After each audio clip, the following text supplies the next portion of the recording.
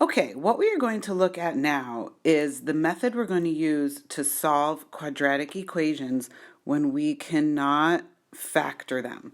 So in our warm-up example, we saw one quadratic equation where we were able to use factoring, and then we saw one where we couldn't use factoring. But we know that there was two solutions because we saw on the graph that there was two x-intercepts.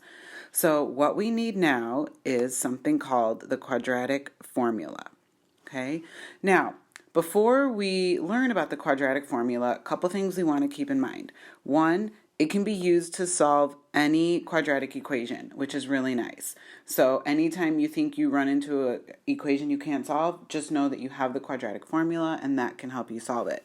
As long as you have your equation written in standard form, you're good to go. So you do have to make sure that you are in standard form before you can use the quadratic equation.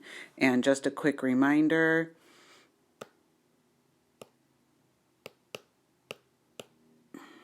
damn it.